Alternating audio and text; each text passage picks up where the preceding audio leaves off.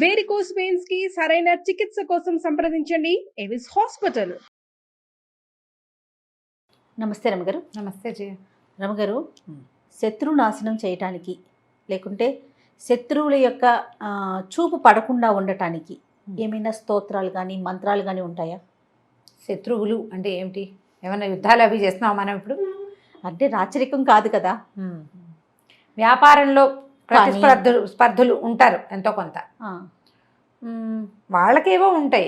బిజినెస్లో ఏదైనా రైవలరీ ఉండొచ్చు, ఉద్యోగస్తుల్లో ఏదో చిన్నవి కాంపిటీషన్స్ ఉంటాయి, స్టూడెంట్స్ ఫ్రెండ్స్లో ఏవో చిన్న చిన్న పోటీలు ఉంటాయి. ఇంత పెద్ద శత్రుత్వం అనే అంత పెద్ద పదాలు ఏముంటాయి జీవితాల్లో మామూలు వాళ్ళకి? కానీ అనుకుంటాం, కానీ చాలా మందికి ఉంటారు రమ్మగారు, చుట్టుపక్కల వాళ్ళని, ఎదిరింటోళ్ళు, పక్కింటోళ్ళు, చదువుకునేటప్పుడు విన్న శత్రువు అని ఫీల్ అయిపోయి ఎనిమిని చూసినట్టు చూసేవాళ్ళు ఉండరా? ఉంటారు. వాటితో సార్ట్ అవుట్ చేసుకోవాలి. దానికి శత్రునాశనానికి మంత్రాలు అవి తంత్రాలు ఏం చేస్తాం? సార్ట్ అవుట్ చేసుకోవాలి. గిలికజాలు పెట్టుకుని మనం దాని పెంచి చేసుకుని చిన్న చిన్న వాటి మనమే 90% శత్రుత్వాలన్నీ కూడా చిన్న ఇచ్చిపుచ్చుకునే ధోరణి లేక మొదలవుతాయి జయ. ఇప్పుడు ఎదురిళ్లల్లో ఎవరైనా ఒకటి ఇచ్చిపుచ్చుకునే ధోరణి ఉంటే ఎక్స్ప్లాయిట్ చేసేవాళ్ళు కొంతమంది, తర్వాత అవతల వాళ్ళలో ఏదైనా లూప్ హోల్ కనపడితే మనం వెతికే ధోరణి, దాన్ని పెంచి పోషించడం, దాన్ని నలుగురికి చెప్పడం, అక్కర్లేని మాటలు మాట్లాడటం, వాళ్ళు ఏదైనా తగాదా పడుతుంటే వెళ్ళి వింటాం, కింద వాళ్ళకో పక్క వాళ్ళకో ఇంకోళ్ళకో చెప్తూ ఉంటాం. మనమే తీరి కూర్చుని తెచ్చుకుంటాం కదా. చిన్న చిన్న గొడవలతో మొదలైతే చివరికి పెద్ద పెద్ద పోలీస్ స్టేషన్ల దాకా వెళ్తారు. మొదట ఎందుకు సార్టెడ్గా సార్ట్ అవుట్ చేసుకుంటూ ఎందుకుండ్రో అర్థం కాదు.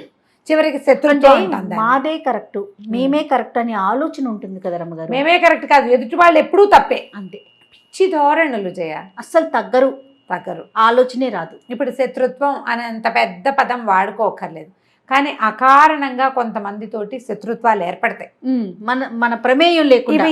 ఇవి ఇప్పుడు మనం చేసుకునేవి, మనమే ఫ్రెండ్స్ తోటి చిన్న చిన్న తగాదాలు పడ్డం, మనమే అబద్ధాలు చెప్పడం, వాళ్ళ గురించి వేరే వాళ్ళకి చెడుగా చెప్పేసేయటం, అవన్నీ బయటపడ్డాక మనకు పోట్లాట రావటం శత్రుత్వం.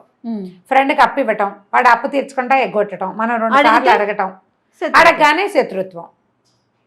పిల్లలు ఇద్దరు కొట్టుకుంటారు, తల్లులు శత్రువులు అయిపోతారు, పిల్లలు కలుసుకుంటారు. ఆఫీసుల్లో ప్రమోషన్ వస్తుంది అనుకుంటే వీళ్ళకి రాకుండా పక్కవాడు ఎవరికో వస్తుంది, అప్పుడు కాస్త దుగ్ధ. ఇద్దరు కలిసి పనిచేస్తారు, క్రెడిట్ ఒకటి తీసుకుంటాడు, అప్పుడు శత్రుత్వం కదా. ఇవన్నీ మనలో ఉన్నటువంటి లోపాలు. వాటిని మనం అధిగమించలేక ఇతరులని శత్రువులను చేసేసుకుని ఆ శత్రుబాధలు పోవడానికి ఏదైనా చేయాలనుకుంటాం. మనం కాదు మారవలసింది, మనం కదా మారాలి. మనం మారితే బాగుంటుంది. కాదు అయినా కూడా మాకేవో ఇబ్బంది, మన ప్రమేయం లేకుండానే శత్రుత్వం ఉంటుంది కొన్ని చోట్ల. అకారణంగా రోడ్డు మీద చిన్న విషయానికి తగాదా మొదలయ్యేది పెద్ద వ్యవహారం చుట్టుకుంటుంది. ఒక్కొక్కసారి అట్లా అవుతుంది. మనకి జాతకంలో ఏమైనా సమస్యలు ఉన్నప్పుడు తర్వాత ఇంకొకటి జరుగుతుంది రమ్మగారు, మన ఫ్యామిలీ మెంబర్స్ వల్ల మనకి కూడా వాళ్ళు శత్రువులు అయిపోతారు. అక్కడ మనము శత్రుత్వం కాదు, మనకి వాళ్ళకి ఏమి డైరెక్ట్ గా ఏమి ప్రాబ్లం ఉండదు. ఇంట్లో ఎవరో ఏదో చేసిన దాని వల్ల వాళ్ళతో మనకున్న రిలేషన్ దెబ్బతింటదండి. అలా అవుతాయి, అట్లా కేవలం ఫ్యామిలీ ఒకటవటం వలన.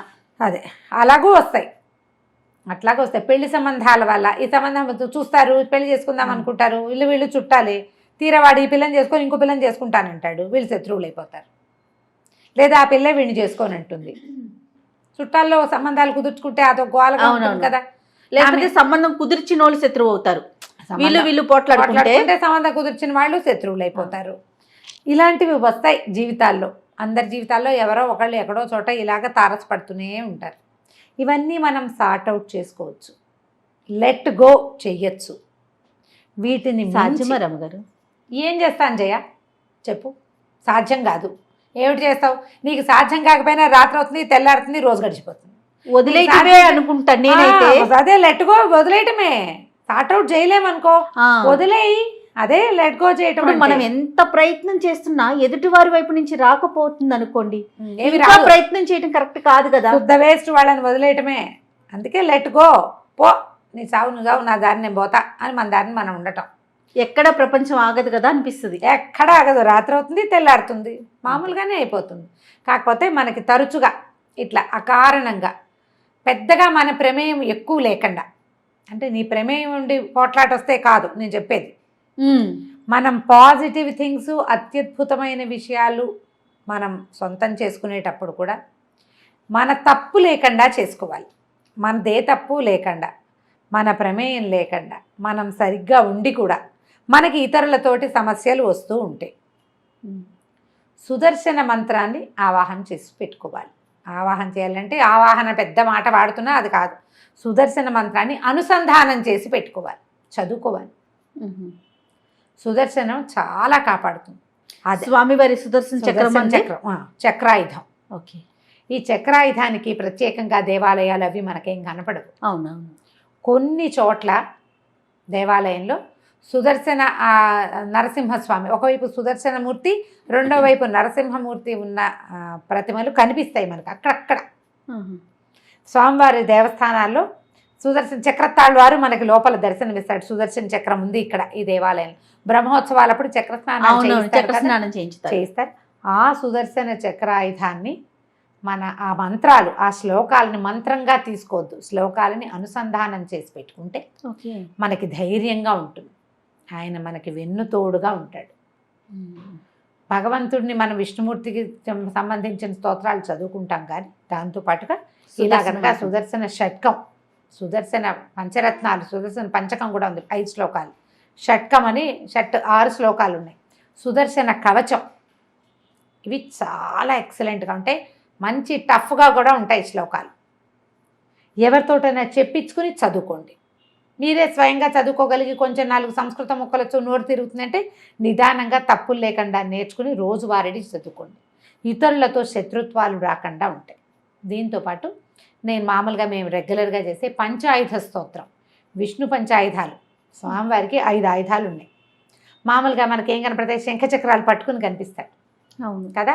ఇప్పుడు చక్రం ఆయుధం, ప్రయోగంగా పనిచేస్తుంది. అది శంఖం ఆయుధం కాదు, కానీ యుద్ధ సన్నద్ధిని సూచించే సాధనం. శంఖ చక్రాలతోటే హరి కనపడతాడు మనకి. వీటితో పాటు అయ్యవారు పట్టుకునేది గద ఒకటి కనిపిస్తుంది. శంఖచక్ర గదా పద్మహస్తుడుగా కనిపిస్తాడు స్వామి. పైన 2 ఊర్ధ్వహస్తాలలో శంఖచక్రాలుండి కింద గదా పద్మము పట్టుకుని ఉంటాడు. సాత్విక స్వరూపుడు. ఇది కూడా ప్రయోగ భంగిమలో ఉండదు. చక్రం స్థిమితంగా ఉంటుంది. పద్మం పట్టుకున్నాడంటే స్థిమితంగా నువ్వేదో చెప్పుకో నేను వింటాను అని చెప్తాడు. అయితే స్వామికి ఇంకో 2 ఆయుధాలు ఉన్నాయి. ఖడ్గము, నందకం దాని పేరు. తర్వాత శార్ంగం అనే ఒక విల్లు, శార్ంగాయుధపాణి అని చెప్తారు స్వామిని. విష్ణు సహస్రనామాల్లో శంఖీ చక్రీ చ నందకి వినపడుతుంది. అవును. వనమాలి గదీశార్ంగి శంఖీ చక్రీ చ నందకి శ్రీమాన్నారాయణో విష్ణుర్వాసుదేవోభిరక్షతు. వాసుదేవుడనే పేరుతోటి ఉన్నటువంటి విష్ణు స్వరూపం నన్ను రక్షించుగాక. వనమాలి గది శార్ంగి, ఆయన పైగా ఒట్టిగా శంఖచక్రాలు పుచ్చుకుని లేడు, వనమాల కూడా వేసుకుని ఉన్నాడు. ఆ యుద్ధ స్వరూపంలో ఆయుధాలు ధరించి వనమాలని కూడా ధరించి ఉన్నాడు ఆయన.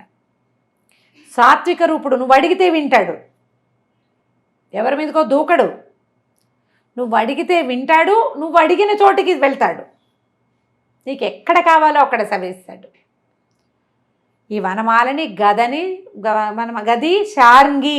ఈ శార్ంగం ఏంటంటే ఆయన తాలూకు ధనుస్సు. ఇప్పుడు ధనుస్సు ఉన్నవాడికి అంబుల పొది ఉంటుంది కాదు వెనకాల, ఖచ్చితంగా ఒట్టి ధనుస్సు పట్టుకోడు, అమ్ముల పొది కూడా ఉంది. దాని పేరు చెప్పరు, శార్ంగమే ఆయన ఆయుధం. శంఖి చక్రీచ నందకి. ఈ నందకం అనే ఖడ్గం. ఈ నందక ఖడ్గమే అన్నమాచార్యుల వారి అవతారం అని చెప్తారు. ఆ అన్నమాచార్యుల వారి తల్లికి గర్భంలోకి ఆ నందక ఖడ్గం ప్రవేశించిందని చెప్తారు. ఆ ఖడ్గమే ఇలా అన్నమాచార్యుల వారిలాగా జన్మించింది అని. ఈ 5 ఆయుధాలతోటి ఉండేటువంటి పంచాయుధ స్తోత్రం సాత్వికంగా ఉంటుంది.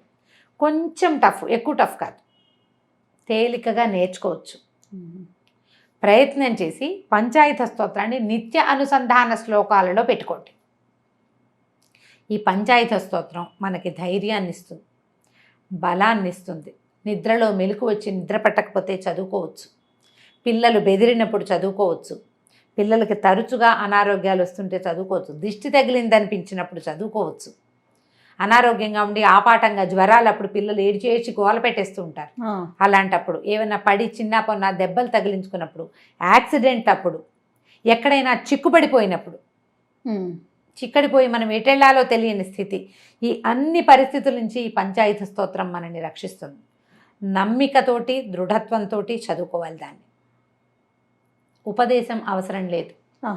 ఎవరైనా గురువు ఉపదేశిస్తే ఉపదేశంగా తీసుకుంటే ఇంకా ఫలితం లభిస్తుంది.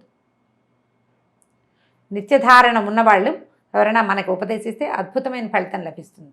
నాకు నిత్యధారణే ఉంది, నేను రోజు చదువుతాను. దాదాపుగా నాకు 10-12 సంవత్సరాల వయసు వచ్చినప్పటి నుంచి రోజువారీ చదువుకునే అలవాటు ఉంది. మా ఇంట్లో అందరికీ ఉంది. మా నాన్నగారు చదివేవారు, నాయనమ్మ చదివేది. మా ఇంట్లో ఇప్పుడు నేను చెప్పినవన్నీ చేస్తాం. అట్లా తెలియదు. చంటి పిల్లలు ఏడుస్తుంటారు క్రాంకీగా, ఎందుకు ఏడుస్తాడో తెలియదు. అప్పుడు కూడా మేము 5 సార్లు పంచాయతీ స్తోత్రాన్ని 5 టైమ్స్ చదవడం పద్ధతి. ఇది అలవర్చుకుంటే శత్రు బాధలు అని మనం ఏవిగా భావిస్తున్నామో, మనకి దిష్టి తగులుతోంది తరచుగా, ఇతరులు అకారణంగా మన మీద పోట్లాటకు వస్తున్నారు, అకారణంగా పాయింట్ హైలైటెడ్, గుర్తుపెట్టుకోండి. నువ్వే దూకితే కాదు, నిన్ను రక్షించదు. ఇది ఈ పాజిటివ్ ఎనర్జీ నీకు వెన్ను తోడు, ఎప్పుడు నీకు తోడు అవసరమైతే, నువ్వే కాట్ల కుక్కలాగా పడితే మాత్రం కాదు. యుద్ధకాంక్ష నీకుంటే కాదు. నేను యుద్ధాన్ని కాంక్షిస్తున్నా, మీరు నాకు సహాయంగా రమ్మంటే భగవంతుడు రాడు. యుద్ధంలో ధర్మం ఉండాలి, అప్పుడు వస్తాడు. అధర్మ యుద్ధానికి ఏ పాజిటివ్ ఎనర్జీ మన వెనకాల నుంచోదు. అవునండి, పాజిటివ్ ఎనర్జీ ఎప్పుడు కూడా సరైన దాని వెనకాల నిలబడుతుంది. అప్పుడు ప్రకృతి కూడా అనుకూలిస్తుంది మనకి. ఈ ధోరణితోటి పనిచేయండి. మీ ముందు మీ దగ్గర కయ్యానికి కాలు దువ్వే ధోరణి ఉంటే దాన్ని తగ్గించుకోండి. ఈ స్తోత్రం చాలా సహాయం చేస్తుంది. ఇది చదువుకోవచ్చు. సుదర్శన ఆయుధానికి సంబంధించినటువంటి సుదర్శన షట్కము, పంచకము, తర్వాత సుదర్శన కవచము, సుదర్శన మంత్రము, సుదర్శన మాలా మంత్రము అని కూడా ఉంది. స్తోత్రనిధి అని ఒక యాప్ ఉంది, మనకి ఆండ్రాయిడ్ ఫోన్ ఉంటే కనపడతాయి.